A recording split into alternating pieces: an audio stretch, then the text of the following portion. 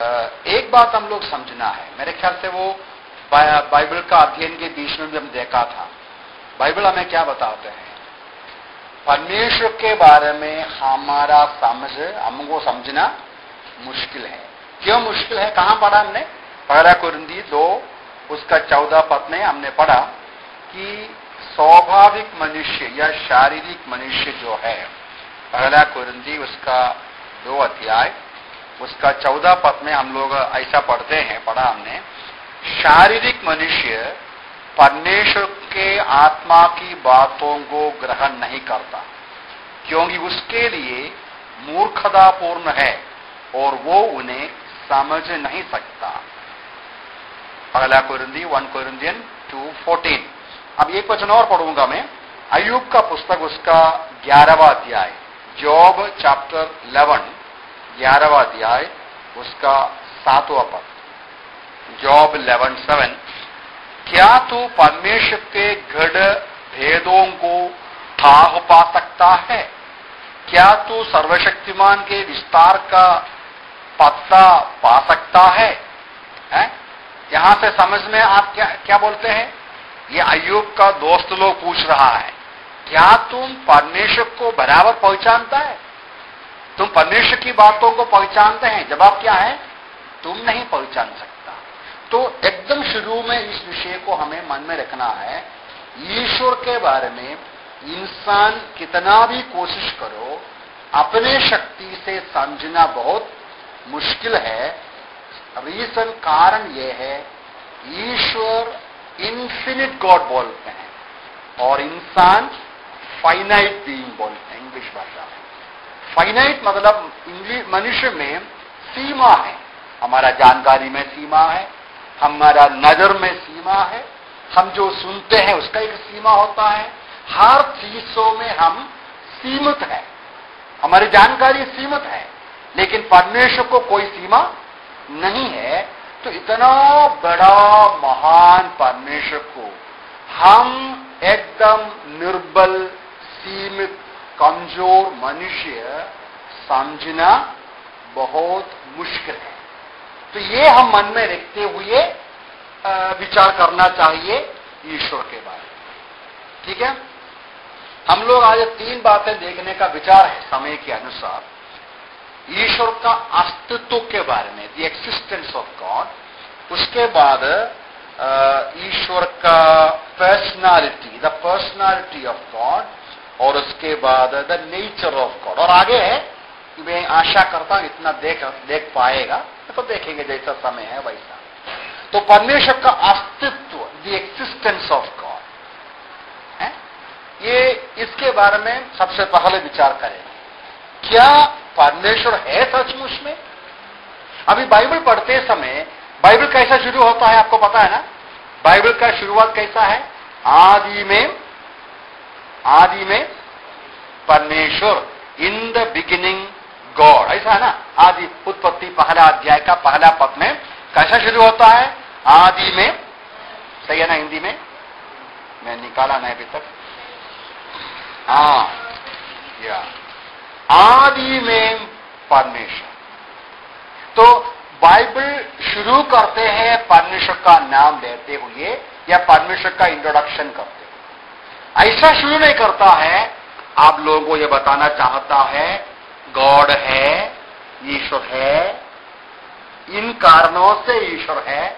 ऐसा बाइबल में कहीं भी परमेश्वर का अस्तित्व को साबित करने का प्रयास नहीं किया।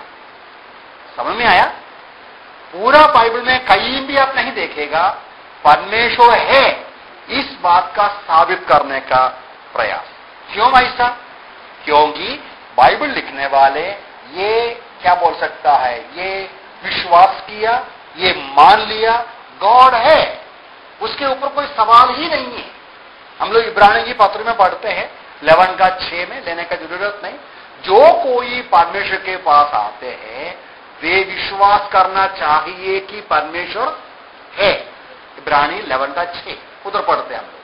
तो ये जो बाइबल लिखा है परमेश्वर है, उसका अस्तित्व एक सच्चाई है, एक रियलिटी है, उसमें कोई शक नहीं है, वो जो विश्वास, वो जो जानकारी, वो जो सच्चाई के ऊपर बाइबल लिखा गया है। तो बाइबल में हम लोग पढ़ते हैं, कौन विश्वास करते हैं, कौन मन में विचार करते हैं कि गॉड नहीं है, कौन सा व्यक्ति? पढ़ा है ना आपने, भजन संहिता में लिखा है, भजन 14, साम 14, साम 14 का जो पहला पद में क्या पढ़ते हैं? मूर्ख ने अपने मन में कहा है, परमेश्वर है ही नहीं, है ना, परमेश्वर है नहीं।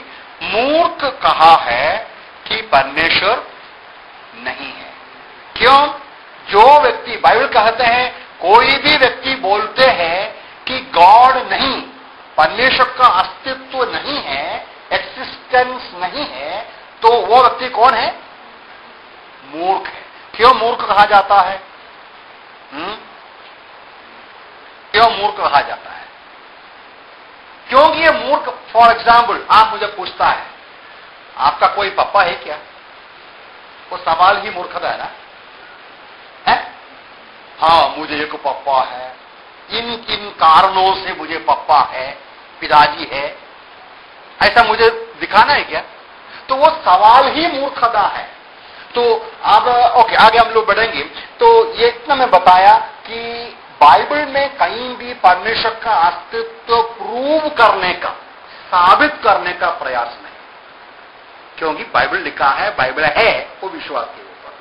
तो भी जरूर स्वाभाविक रूप में कुछ लोग हमको पूछेगा, कैसा हम विश्वास कर सकता है परमेश्वर है? कुछ कारण हमको, कारण बोलेगा तो कुछ क्या बोल सकते हैं, लॉजिक बोलना पड़ेगा, बोलने के लिए है, समझ में है? ये शायद लोग विश्वास करेंगे या नहीं, वो नहीं, कुछ ऐसा क्या बोल सकते हैं, युक्ति, मतलब लॉजिकली हम कह सकते हैं।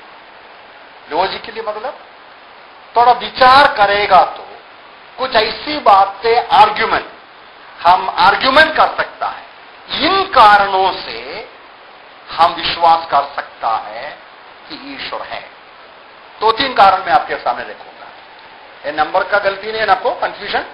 हमारा विषय है, फर्स्ट विषय, द एक्सिस्टेंस ऑफ गॉड। क्या परमेश्वर है? अभी हमारा स्पष्ट सवाल यह है, ये हमको प्रूव करने का जरूरत नहीं है। परमेश्वर है या नहीं सवाल करना ही एक मूर्खता है, क्योंकि परमेश्वर है। अभी किसी के मन में शक आया है तो कुछ लॉजिकल आंसर है। वो एक पहली बात यह है, हम लोग प्रेरितों की पुस्तक में भी इस विषय को पढ़ते हैं। पहला मुद्दा, प्रेरितों की किताब 17वां अध्याय का 17:23, एक्ट 17:23, तो हम लोग पढ़ते हैं, क्योंकि जब मैं घूमते फिरते तुम्हारे पूजने की वस्तुओं का अवलोकन कर रहा था, तो मैंने एक वेदी पाई जिस पर यह लिखा था, अनजाने परमेश्वर के लिए। समझ में आया? यहां देखते हैं अपोस्तल पौलुस एथेंस का शहर में पहुंचा सुसमाचार सुनाते हुए, तो वो बोलता है, जब उसको भाषण करने का मौका वो लोग दिया, बोला कि मैं आपका शहर में घूमकर देखा, आपका शहर में बहुत सारे देवी देवताओं का मूर्तियां रखा है, अलग अलग मूर्तियां रखा है। नीचे लिखा है फलाना गॉड, फलाना परमेश्वर, फलाना देवता। ऐसा एक मूर्ति को देखा मैं, वहां क्या लिखा है? अनजाने परमेश्वर, अननोन गॉड। मतलब क्या है? मतलब ये लोग बहुत सारे मूर्तियों को रखा और हर मूर्ति को अलग अलग नाम दिया, ये वो परमेश्वर, ये वो परमेश्वर। पूरा बनाने के बाद में क्या लगा? इसके अलावा और कोई बड़ा परमेश्वर हो सकता है। मान लो यदि है तो उसके लिए भी एक मूर्ति रखने दो। पौलुस बोलता है वो परमेश्वर के बारे में हम आपको बोलता है। तो वहां से हमें एक विषय मिलता है कि किधर भी जाओ इंसान के अंधकरण में ये विचार आता है। क्या आता है? ईश्वर, गॉड, है ना। आप जंगल में जाओ, एकदम आदिवासियों के बीच में जाओ, अनपढ़ लोगों के बीच में जाओ, कोई भी दुनिया के कोई भी कोने में जाओ, लोगों के अंदर एक विचार आता है गॉड है, गॉड है। ये विचार किधर से आता है? अभी उसको पता नहीं गॉड के बारे में ज्यादा। जैसा अभी देखो ये जो एथेंस में हुआ, उनको कुछ पता नहीं, तो भी उसका मन के अंदर है एक बड़ा ईश्वर। ये विचार किधर से है मालूम है आपको? ये विचार इंसान के अंदर सृष्टि में परमेश्वर रखा हुआ विवेक में से आते हैं। अब मलयालम का विवेक और हिंदी का विवेक में फर्क है? रोमियो की पत्री 2 अध्याय में आप देखो, वहां ये बात लिखा है। रोमियो की पत्री 2 अध्याय, वहां 15वां पद को आप देखो, रोमन्स 2:15। इस प्रकार वे व्यवस्था के कार्य अपने हृदय में लिखा हुआ दर्शाते हैं और उनके विवेक भी साक्षी देते हैं। उनके विचार कभी उन्हें दोषी या कभी निर्दोष ठहराते हैं। विवेक का मतलब क्या है? कॉन्शियंस, मनसाक्षी। तो अन्य जहां कोई भी व्यक्ति हो, कोई भी व्यक्ति जंगल में रहने वाला व्यक्ति हो, हर एक इंसान के अंदर आदम हव्वा का सृष्टि से लेकर क्या है? कॉन्शियंस है, विवेक। वो परमेश्वर इंसान को जब बनाया, उनका अंधकरण में, उनका विवेक में क्या लिखे रखा है?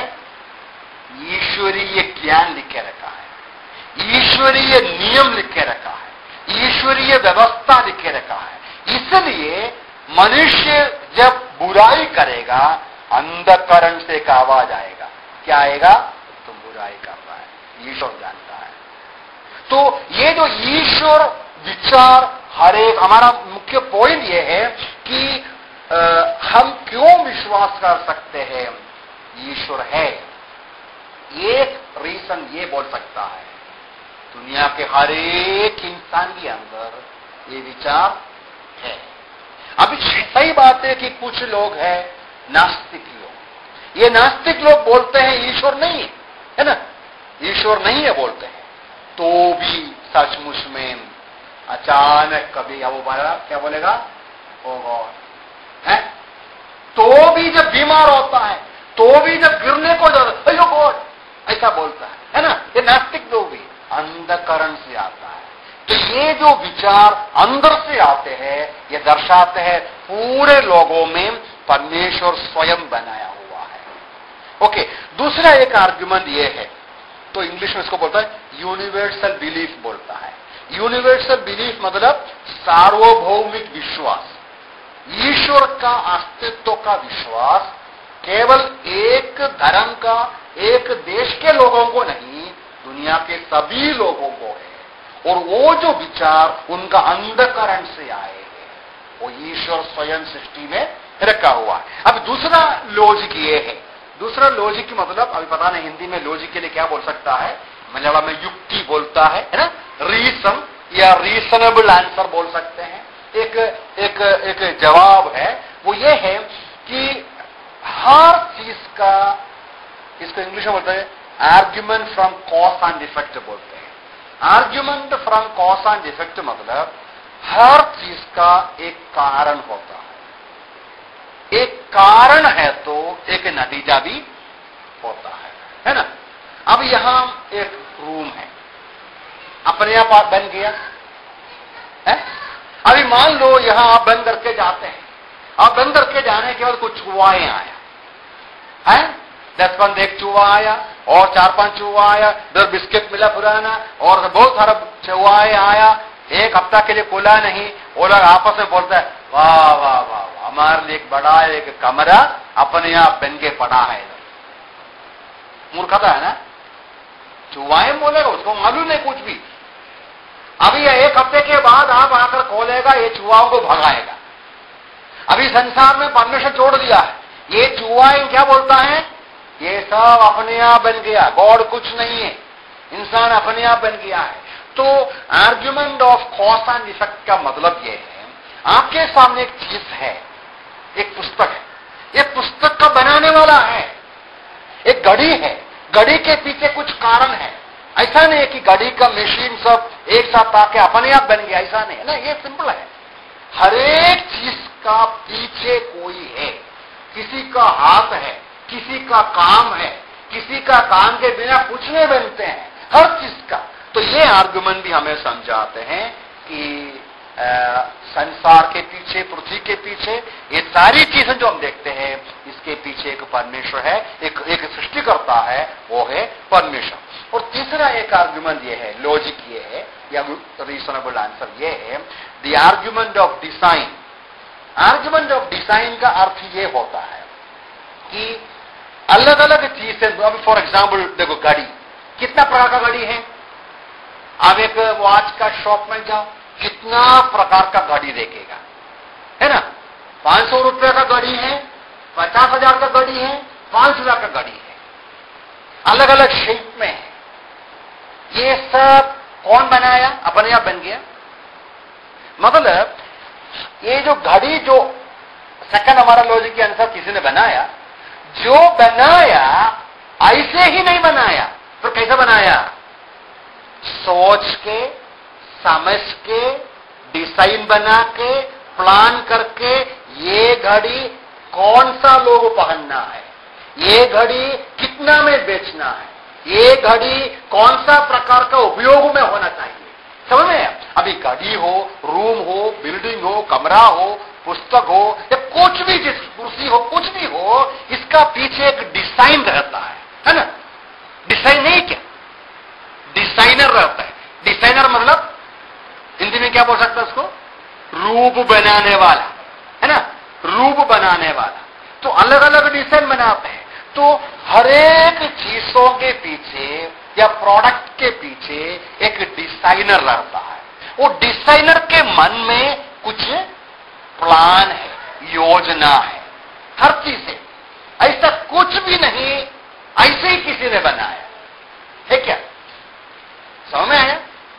तो परमेश्वर, तो दुनिया में हम देखते समय दुनिया का हर एक चीज है, सूरज, चंद्रमा, तारे, अर्थ और नदियां, पहाड़ और सब कुछ, जानवर जो भी हो, इंसान हो, जो कुछ हम सृष्टि में देखते हैं, ये सारी चीजों के पीछे एक प्लान, एक बुद्धिमान व्यक्ति का डिजाइन हम देख सकता है। दिन में कितना घंटा होता है? 24 घंटा होता है। ऐसा नहीं है कि 4 दिन के बाद 30 घंटा बन गया, ऐसा ही क्या? बराबर। तो ये सारी बातें बताते हैं, ये सारी सृष्टि के पीछे एक बुद्धिमान, इंटेलिजेंट डिजाइनर, क्रिएटर है। वो है कौन? वो है कौन? परमेश्वर या गॉड। अभी लास्ट नहीं, 4, 5, 6 है। 4 है, नंबर 4 ये है लाइफ आर्ग्यूमेंट। तो 3 में कितना बताया? अब याद है आपको? यूनिवर्सल बिलीफ ना, argument from universal belief, and secondly argument from cause and effect, thirdly argument from design, fourth is argument from life or life of argument. Life argument का मतलब यह है, अभी हम जानते हैं जीवन कहां से आता है? जीवन से आता है ना। ये जो पुलपिट से कुछ जीवन आ सकता है क्या? ये इसके अंदर से कुछ क्या बोलेगा, प्राणी का जन्म होता है? जीवन से आता है। समझ में नहीं आता? अभी हमारे देश में कुछ लोग, मतलब दुनिया भर में कुछ लोग ये बात को कहते हैं, अलग विषय है वो खाना चाहिए, है ना, ये क्या बोलता है, शाकाहारी खाना चाहिए। शाकाहारी खाना बिल्कुल अच्छा है, मैं भी मानता हूं। मुझे तो मीट आजकल अच्छा लगता नहीं है, मीट खाना नहीं चाहिए, हर प्रकार का गंदगी उसके अंदर है। लेकिन उनका आर्ग्यूमेंट मुझे पसंद है। वो लोग क्या बोलता है, वो जिंदा है ना, वो बोलता है तुम अंडा कैसा खा सकता है, अंडा में जीवन है। बात सही है, अंडा में जीवन नहीं है। पेड़ पौधा में जीवन नहीं है, झाड़ में जीवन नहीं है क्या? झाड़ में भी जीवन है। इंसान पत्थर खा नहीं सकता, पत्थर में जीवन नहीं। लोखंड खा नहीं सकता, लोखंड में जीवन नहीं। इंसान खा सकता है जिंदा की चीज है, मतलब क्या बोल सकता है, मीट हो, प्राणी का हो या पौधे का हो, जो जिंदा चीज है। क्योंकि जीवन जीवन से आता है और जीवन चलने के लिए जीवन ही हेल्प कर सकता है ना? समझ में नहीं आता? तो इंसान में जीवन है, हमारा जीवन कहां से आया? अब जो ईश्वर को मानते नहीं वो क्या बोलेगा? करोड़ों साल पहले है, एक करोड़ बोलेगा तो समझ में नहीं आता। करोड़ करोड़ का ऐसा बोलता है, करोड़ों करोड़ों करोड़ों साल पहले एक दिन में अपने आप एक जीवन आया, एक छोटा सा जीवन। बाद में वो जीवन से और एक प्राणी आया, दूसरा प्राणी आया, तीसरा प्राणी आया, ऐसा प्राणी बदल के बदल के बदल के इंसान बन गया। लेकिन इंसान से कुछ प्राणी बन गया अभी तक नहीं, इंसान में को रुके। ये कौन सा दिमाग? अभी वो बुद्धिमान लोग नहीं मानते हैं, वो केवल भावना है, केवल इमेजिनेशन है। पवित्र शास्त्र बताते हैं सिंबल रूप में जीवन कहां से आया, इंसान का जीवन या हर चीजों का जीवन, जो जीवन का सोता है, जो जीवन का सोर्स है। यीशु मसीह बोलते हैं मुझ में जीवन है। अब बाइबल में भी पढ़ते हैं हम लोग, परमेश्वर में जीवन है। परमेश्वर जीवन का, देखो भजन 36 का 9, देखो भजन 36 का 9, साम 36 का 9, क्योंकि जीवन का सोता तेरे ही पास है, तेरे ही प्रकाश से हमें प्रकाश मिलता है। परमेश्वर गॉड जो है वो जीवन का सोता है, उसका जीवन अपना जीवन है, वो किधर से पाया नहीं। हमारा जीवन हमारे बाप दादे से पाएंगे। ऐसा पीछे पीछे पीछे जाते जाते हमारा जीवन का केंद्र कहां पाएगा? गॉड, है ना? समझ में नहीं आता? हम पीछे पीछे जाएगा, मेरा जीवन किधर से आया? मेरा माँ बाप, उनका जीवन कहां से आया? ऐसा पीछे पीछे जाएगा तो आदम हवा में पहुंच जाएगा। उनका जीवन कहां से आया? परमेश्वर से आया। परमेश्वर ने मनुष्य को बनाया, उनको श्वास दिया, जीवन दिया। तो जीवन का आर्ग्यूमेंट भी हम बताते हैं परमेश्वर है, एक जीवन का सोता है। ठीक है, जल्दी मॉरल आर्ग्यूमेंट, पांचवा मॉरल आर्ग्यूमेंट का मतलब, ये पांच ही में बोलेगा उसके ऊपर। मॉरल आर्ग्यूमेंट का मतलब यह है कि नैतिकता। अभी आपको मालूम है इंसान में और जानवर में फर्क है ना? आजकल इंसान को फर्क नहीं है, आज इंसान जानवर बन के आ रहे हैं, है ना? हमको भी शर्म लगता है। अभी कल ये जानवरों को भी हमको देख के शर्म आएगा, क्योंकि किधर भी अभी क्या बोलेगा, मुझे बोलने को शर्म आता है। अब ठीक है, अब मैं इतना बोल के आगे बढ़ेगा कि जानवर और इंसान में क्या फर्क है। कम से कम कुछ साल पहले, अभी जानवर आज का 10-15 साल पहले तक जानवर में इंसान बहुत फर्क है ना, क्योंकि जानवर स्कूल नहीं जाता है, इंसान स्कूल जाते हैं। जानवर कपड़ा नहीं पहनता है, इंसान कपड़ा पहनते हैं, आजकल नहीं पहनता है? और बहुत सारी बात है। इंसान में मोरालिटी है, क्या है? अभी जानवर को पता नहीं, कुत्ते को पता नहीं क्या बुरा है क्या अच्छा है, जानवर को नहीं मालूम वो खाना है या नहीं खाना है। ये जो भलाई बुराई सही गलती का पहचान जानवरों को नहीं है, लेकिन इंसान को है। इंसान के अंदर ये जो मोरालिटी कौन दिया? अभी जो हमारे जो बड़े लोग साइंटिस्ट लोग हमारे बच्चों को सिखाते हैं, इंसान जानवर है, इंसान सोचने वाला जानवर है। एक प्रकार सही लगेगा, बहुत फर्क है हमें, हम जानवर नहीं है, सिंपल जानवर नहीं है, कितना फर्क है जानवर में। तो जानवर से इंसान को, तो हमारा ये फर्क, ये जो धार्मिकता का पहचान, नैतिकता का पहचान कौन हमको दिया? बाइबल बताते हैं परमेश्वर ने इंसान को अपने स्वरूप में बनाया ना। उत्पत्ति का जो पहला अध्याय उसका 26वां पद में हम लोग पढ़ते हैं, परमेश्वर बोलता है, क्या बोलते हैं? उत्पत्ति जेनेसिस 1:26 में हम लोग पढ़ते हैं, परमेश्वर ने कहा हम मनुष्य को अपने स्वरूप में अपनी समानता के अनुसार बनाए।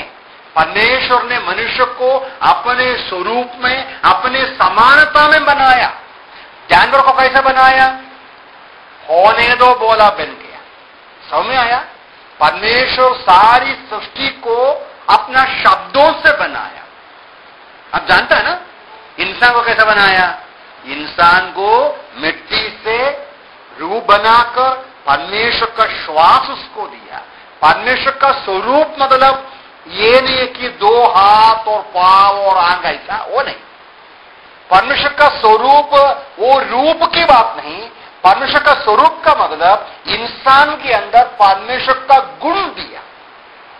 उसमें धार्मिकता का पहचान है, बुद्धि है, दिमाग है, चुनने का ताकत है। हमको मालूम है कौन सा चुनता हम लोग, वो अपना विल पावर रहता है। कोई भी बोलेगा तो हम नहीं मानता है, हमको मालूम है क्या करना है।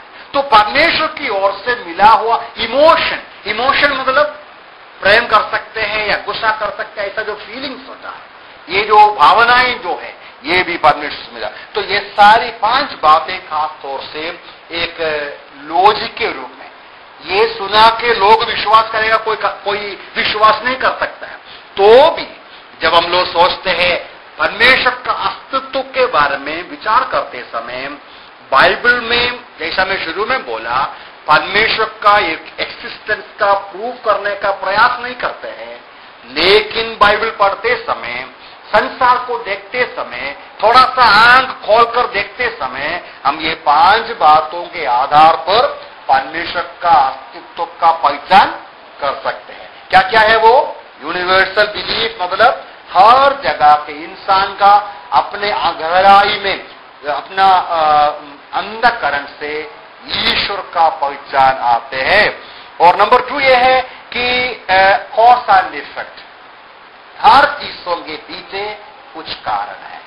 आसमान से एक फ्लाइट जा रहा है, आप बोलेगा वो ऐसे जा रहे, उसके अंदर कोई नहीं है, मूर्खता है ना। उसके अंदर कोई है, चलाने वाला है, बैठने वाले हैं, उसके पीछे कई लोगों का काम है। तो cause and effect, argument of design, हर चीज के लिए एक बुद्धिमान व्यक्ति सोच के समझ के हर चीज से बनाया। संसार की सारी चीजों को परमेश्वर ने सोच के समझ के अपने उद्देश्य में बनाए हैं।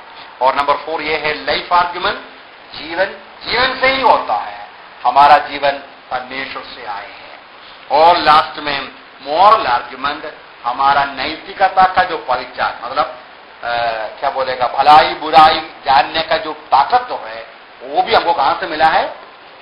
परमेश्वर से मिला है, वो है परमेश्वर। और भी एक बात और हम बोल सकता है, जब ऐसा ये बाइबल को पढ़ते समय ये परमेश्वर का वचन बराबर हम पढ़ेगा तो ये बाइबल हमें क्या देता है?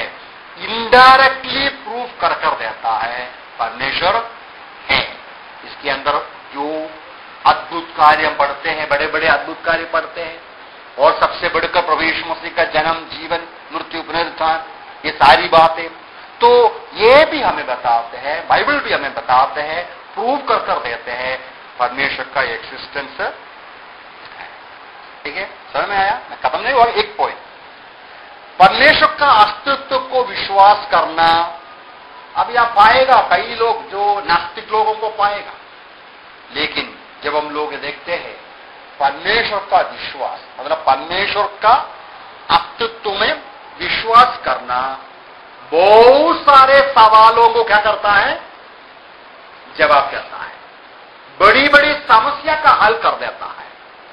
परमेश्वर का अस्तित्व को मानना नहीं, बड़े बड़े सवाल आपके सामने ऐसे रहता है। समझ में आया? लोग क्यों ईश्वर का अस्तित्व नहीं मानते मालूम है आपको? आम लोग ये मानना तैयार नहीं गॉड है, क्यों इनकार करते हैं? परमेश्वर का अस्तित्व का इनकार करने का सबसे बड़ा कारण यह है, वो इंसान को क्या चाहिए? अपनी मर्जी पर चलना चाहिए, कोई पूछने वाला ना हो। यदि मैं मानूंगा कि परमेश्वर है, तो वो परमेश्वर के रास्ता में चलना पड़ेगा, वो परमेश्वर को डरना पड़ेगा, वो परमेश्वर के रास्ता में जीना पड़ेगा। आसानी है? परमेश्वर नहीं। फिर कौन है परमेश्वर? मैं हूं परमेश्वर। फिर मैं कैसा जिंदगी बिता सकता हूं? कैसा भी जिंदगी बिता सकता हूं। तो इंसान परमेश्वर का अस्तित्व का इनकार करने का मुख्य कारण यह है अपनी मर्जी में चलने को। वो नहीं चाहते हैं बोलना कि एक गॉड है जो मेरे से पूछेगा। जैसा बच्चा बोलता ना, हमारा कोई पापा नहीं है, हमारा कोई मम्मी नहीं है, हमको पूछने वाला कोई नहीं है ना? उसमें कोई मतलब है? वो एक नौजवान दारू पी के या बीड़ी पी के झगड़ा करके मुझे कोई पापा नहीं है, मुझे कोई मम्मी नहीं बोलेगा, तो उसमें कुछ मतलब है क्या? तो इसी प्रकार इंसान भी बोलते हैं। ठीक है, हम लोग आगे बढ़ेंगे। तो परमेश्वर का एक्सिस्टेंस या परमेश्वर का जो अस्तित्व एक सच्ची बात है, वो परमेश्वर का वचन भी हमें समझाते हैं और कॉमन सेंस भी हमको समझाते हैं। थोड़ा भी दिमाग है तो इंसान को समझने में कोई मुश्किल नहीं है कि परमेश्वर है। तो number 2, the personality of God. अब पर्सनालिटी ऑफ गॉड का मतलब क्या है? हिंदी में उसको क्या बोलेगा? ईश्वर का व्यक्तित्व, ऐसा बोल सकता है। ईश्वर का व्यक्तित्व मेरे ख्याल से ऐसा बोल सकता है। अभी दुनिया के आम लोग, जैसा मैंने शुरू में कहा, सभी लोग मानते हैं कि गॉड है, लेकिन बहुत सारे लोगों को बनते हैं तो बहुत सारे लोगों को ये नहीं मालूम परमेश्वर कौन है, कैसा है। समझ में? अधिकांश लोगों को ये विश्वास है गॉड है, ईश्वर है, लेकिन वो ईश्वर कैसा है? बहुत सारे लोग क्या सोचते मालूम है? ईश्वर एक शक्ति है। क्या है? पावर है, पावर। वो बोलता है ईश्वर कुछ ना कुछ है। क्या कुछ ना कुछ है? हमसे बढ़कर। उनको मालूम है कि हम बीमार होते हैं, है ना? हम बीमार होते हैं, एक छोटा सा बुखार आएगा तो हम गिर जाता ना। ऐसा किसको पता है ना? एक छोटा सा बुखार, एक छोटा सा कुछ, एक आधा घंटा नहीं चाहिए, एक क्षण में हम शक्तिशाली दुर्बल बन सकता है ना। हवा, इंसान हवा को देखा क्या ताकत है, बारिश को देखा क्या ताकत है, पहाड़ों को देखा बहुत बड़ा पहाड़ है, ये सागर को देखा और भूकंप को देखा और आग को देखा, भस्म कर देते हैं। तो इंसान को समझ में आया हमारे ऊपर हमसे शक्तिशाली कोई ना कोई, इंसान से बड़ा कोई है। अभी वो कौन है वो पता नहीं। अधिकांश लोग सोचते हैं वो एक शक्ति है, कुछ पावर है। बाइबल समझाते हैं ऐसा नहीं। परमेश्वर को पर्सनालिटी है। ये पर्सनालिटी मतलब व्यक्तित्व है। अब देखो एक वचन आप जानते हैं तो भी मैं पढ़ता हूं, पहला तसलोनिकियों की पहला पत्री, वहां परमेश्वर बोलते हैं, सॉरी पौलुस बोलते हैं, पहला तसलोनी उसका जो पहला अध्याय का 9वां पद में, आप पढ़ने का जरूरत नहीं, आप केवल देख लीजिए 1 Thessalonians 1:9, वहां ऐसा पढ़ते हैं, वे स्वयं ही हमारे विषय में बताते हैं कि तुम्हारे मध्य हमारा कैसा स्वागत हुआ, तुम मूर्तियों को छोड़कर परमेश्वर की ओर कैसे फिरे कि जीवित और सच्चे परमेश्वर। यहां परमेश्वर के बारे में क्या बोलते हैं? जीवित परमेश्वर, है ना? एक वचन और पढ़ना है, एक वचन और पढ़ेगा। यिर्मयाह, आज प्रेरितों की किताब देखो, प्रेरितों की किताब उसका 14 अध्याय, एक्ट्स 14 का 15, प्रेरित 14 उसका 15वां पद। वहां क्या पढ़ते हैं? हे भाइयों, अरे भाइयों, यह सब क्या कर रहे हो? हम भी तो तुम्हारे समान मनुष्य ही है। तुम्हें इस अभिप्राय से सुसमाचार सुनाते हैं कि तुम व्यर्थ वस्तुओं को छोड़कर जीवित परमेश्वर की ओर, अब मैं ज्यादा वचन लेता नहीं, मैं इतना बोलना चाहता हूं, बाइबल जो परमेश्वर का हमारा इंट्रोडक्शन करते हैं, परिचय करके देते हैं, ये परमेश्वर कौन सा परमेश्वर है? जीवित परमेश्वर है। जीवित परमेश्वर मतलब लिविंग गॉड। परमेश्वर या गॉड केवल एक शक्ति नहीं, केवल एक ताकत नहीं, केवल एक पावर नहीं, एक इन्फ्लुएंस नहीं, एक व्यक्ति है। अब एक व्यक्ति को कैसा पहचानते हैं? आप और मैं व्यक्ति है ना, हमको व्यक्तित्व है ना। हमारा व्यक्तित्व मतलब क्या है? मेरा व्यक्तित्व मतलब केवल शेप की बात नहीं है, मेरा एक पर्सनालिटी होता है। मैं एक है ना, मेरा समान और कोई नहीं है क्या? देखा है क्या? नहीं है, मेरे समान और कोई नहीं। मुझ में कुछ क्षमता भी है। अब परमेश्वर के बारे में भी बाइबल में पढ़ते हैं, परमेश्वर जीवित परमेश्वर है। जैसा आप और मैं, अभी मेरा एक भाई, एक बहन या एक अलग इंसान से मैं किस प्रकार संबंध रखता हूं, वैसा ही परमेश्वर से भी संबंध रख सकता है। समझे? क्योंकि परमेश्वर हमारे समान बोलेगा तो परमेश्वर को हम नीचे नहीं करता। हम केवल समझने के लिए, परमेश्वर हमसे महान है, हमारा सृष्टिकर्ता है। परमेश्वर का गुण हमको है। हमको जो गुण आज है, क्या गुण है? सोचने का शक्ति है, बात करने का शक्ति है, व्यवहार करने का शक्ति है, या समझने का शक्ति है। ये सारी शक्ति हमसे भी ज्यादा किसको है? हमें बनाया हुआ परमेश्वर को है।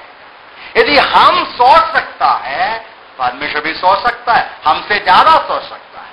हम प्रेम कर सकते हैं तो परमेश्वर हमसे ज्यादा अच्छा प्रेम कर सकता है। हम बुराई को पसंद नहीं कर सकते हैं तो परमेश्वर भी बुराई को पसंद नहीं करते हैं।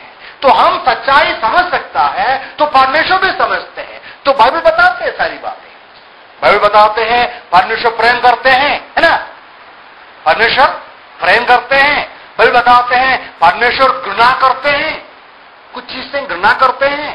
परमेश्वर का हृदय में दुख लगता है, उत्पत्ति में पढ़ते हैं। जब मनुष्य पाप किया, मनुष्य परमेश्वर की आज्ञाओं का पालन करते नहीं, बिल्कुल, परमेश्वर का हृदय में क्या लगा? दुख लगता है। तो परमेश्वर सोच विचार करते हैं। पौलुस पत्रस कहते हैं 1 Peter 5:7, हमारा विचार करते हैं।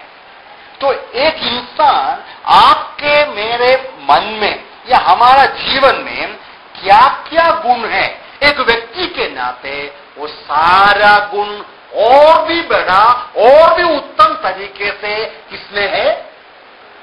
परमेश्वर है। परमेश्वर एक व्यक्ति है, ये हम लोग को जानना है। तो परमेश्वर का अस्तित्व देखा और परमेश्वर का व्यक्तित्व।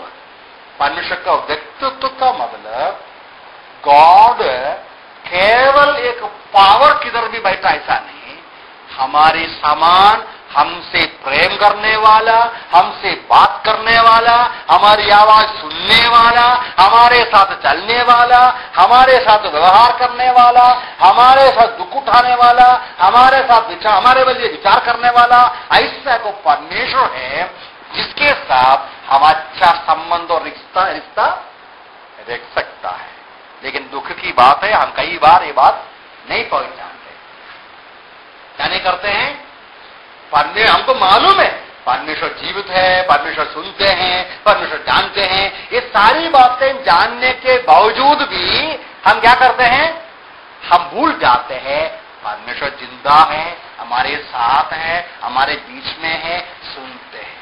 इब्रानी की पत्र में लिखा है जीवित परमेश्वर के हाथ में गिरना। इब्रानी देखो, इब्रानी की पत्री 10वां अध्याय उसका 31।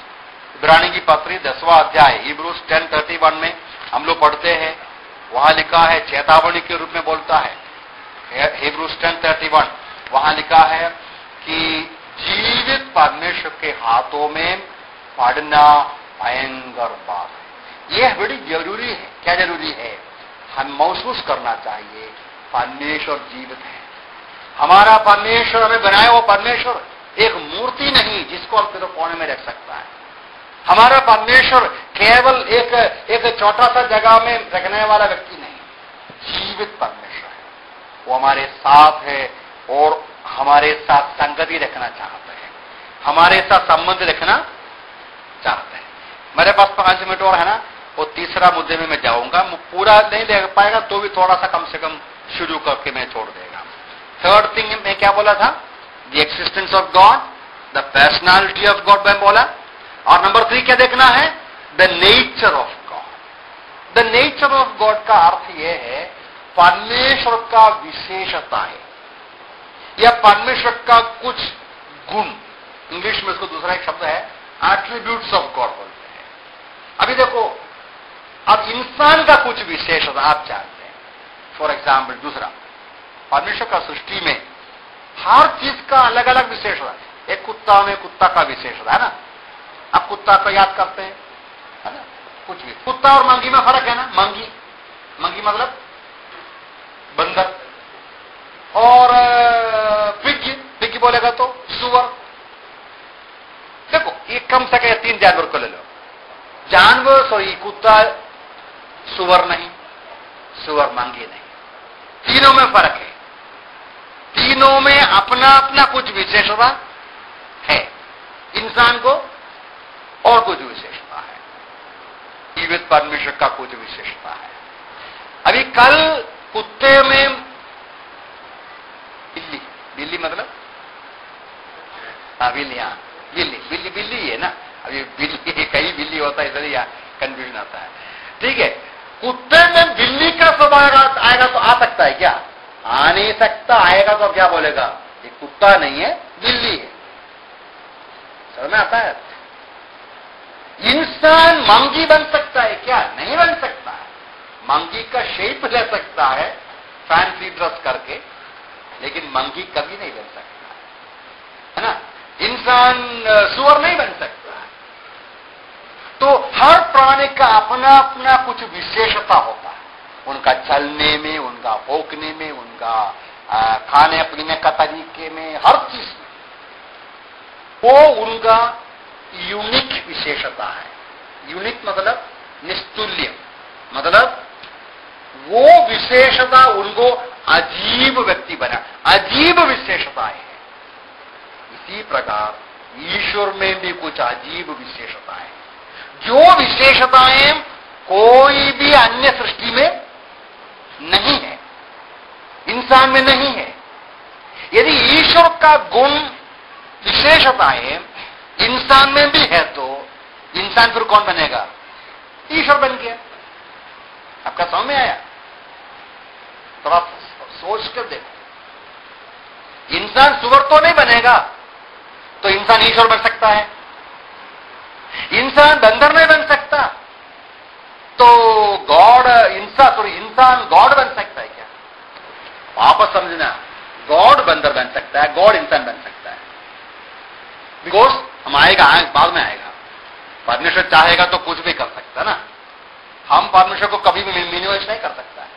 हम लोग बाद में देखेंगे ना, परमेश्वर इंसान बन गया ना, लेकिन वो वापस में उल्टा नहीं कर सकता। परमेश्वर ने बनाया, जानवरों को बनाया, पेड़ पौधों बनाया, इंसान को बनाया, अपना अपना विशेषताएं दिया है। वो बदल नहीं सकता है।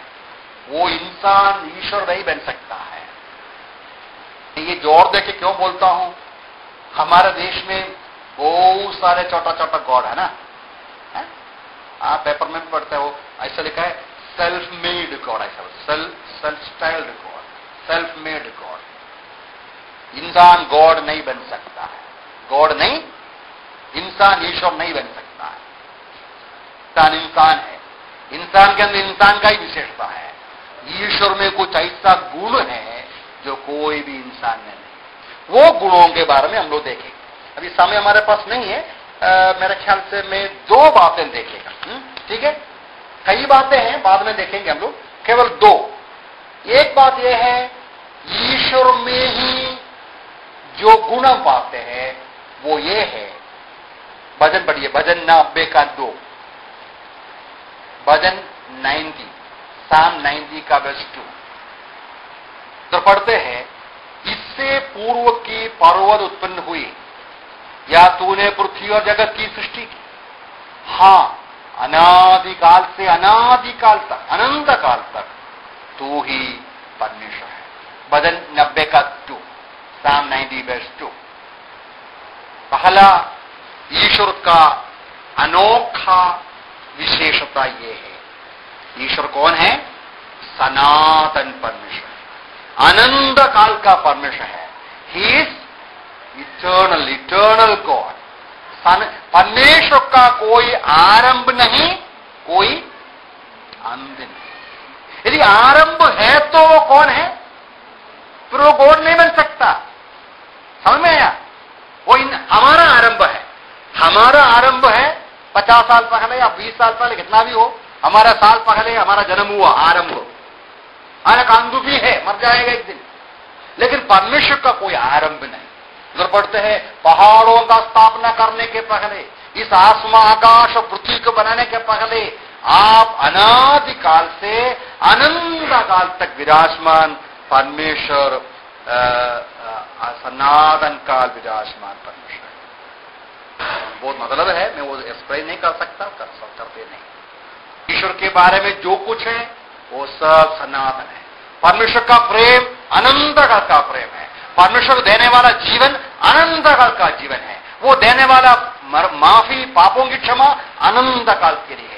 गॉड जो कुछ करते हैं अनंत काल के लिए, वो अनंत काल का परमेश्वर है। बस एक और बोल के मैं बंद करूंगा, वो है इब्रानी की पत्री।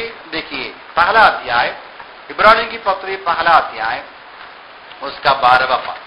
परमेश्वर का और एक अनोखा विशेषता, गॉड का और एक असीम में तो अनोखा विशेषता। Hebrews 1:12, वहां हम ऐसा पढ़ते हम लोग, तू उन्हें चादर के समान लपेटेगा और वे वस्त्र के समान बदल भी जाएंगे, परंतु तू एक सा बना रहते हैं। तेरे वर्षों का अंत ना होगा। ये क्या है? आवर गॉड इज इटर्नल, अनंत काल का परमेश्वर है, और our God is unchanging God, बदलते नहीं। लिखा है ये जो आसमान बदल जाएगा, पृथ्वी बदल जाएगा, बाइबल में लिखा है, हम पढ़ते हैं, सब कुछ बदल जाएगा। जैसा हम कपड़ा पहनते हैं, नया खरीदते हैं, पुराना होते जाकर बढ़ जाते हैं, सारी चीजें बदल जाएगा। पत्रस 2 पीटर में पढ़ते हैं, पत्रस की पत्री में हम लोग पढ़ते हैं, दूसरा पत्रस 3 अध्याय में, संसार की सारी चीजें मिट जाएगा। कौन नहीं बदलेगा? ना बदलने वाला केवल परमेश्वर है। परमेश्वर बदलते नहीं है, वो अनचेंजिंग परमेश्वर है। उसमें भी बहुत मतलब आता है। ये बहुत तसल्ली देने वाला सच्चाई है। हमारे लिए तसल्ली क्यों देते मालूम है? हमारा परमेश्वर बदलते नहीं, क्योंकि मतलब वो न बदलने वाला परमेश्वर है, सनातन परमेश्वर, न बदलने वाला परमेश्वर। उसने जो निर्णय किया वो बदलता नहीं, वायदा किया बदलता नहीं, उसने कुछ योजना शुरू किया बदलता नहीं। तो परमेश्वर कभी चेंज नहीं करता है, वो हमें तसल्ली देता है। क्या तसल्ली देते हैं? जो वायदाएं परमेश्वर ने दिया, वो वायदाओं पर हम विश्वास कर सकता है। वो वफादार है, वो न बदलने वाला परमेश्वर है, उनके पीछे हम हो ले सकते हैं। इंसान बदल जाएगा, इंसान अपने निर्णय को बदल डालते हैं, इंसान बीच में छोड़ देता है। परमेश्वर कुछ नहीं करता। यदि हाँ बोला हाँ है, ना बोला ना है, आएगा बोला आएगा, वायदा किया है, वो हम भरोसा कर सकते हैं, विश्वास कर सकते हैं। और चेतावनी भी है, यदि वो परमेश्वर बोला है पाप का दंड देगा, वो दंड जरूर देगा। परमेश्वर बदलता नहीं है। कुछ लोग सोचते हैं परमेश्वर ऐसा, आज पे ऐसा ही कुछ लोग है ना, 20 साल के बाद क्या बोलेगा? जाने दो, 20 साल पहले गलती किए, जाने दो, अभी जाने दो, बेचारा जाने दो। नहीं, परमेश्वर 20 नहीं 20,000 साल के बाद भी अपना नियम के अनुसार काम करेगा, अपना नियम के अनुसार फैसला करेगा। यदि बोला है पापी इंसान को मरना पड़ेगा, दंड उठाना पड़ेगा, वो दंड जरूर देगा। ना बदलने वाला परमेश्वर है। वो बोला है अपना पुत्र के द्वारा उद्धार कर सकता है, उद्धार करेगा, ना बदलने वाला परमेश्वर। मैं इधर बंद करना चाहता हूं। परमेश्वर ना बदल, मुझे एक और फेंकना था लेकिन अभी हमारे पास समय नहीं है। हमारा परमेश्वर ना बदलने वाला परमेश्वर है। हमारा परमेश्वर सनातन काल का परमेश्वर, हमारा सृष्टिकर्ता परमेश्वर, जीवित परमेश्वर, जो हमसे संबंध रखना चाहते हैं। वो ना बदलने वाला परमेश्वर है।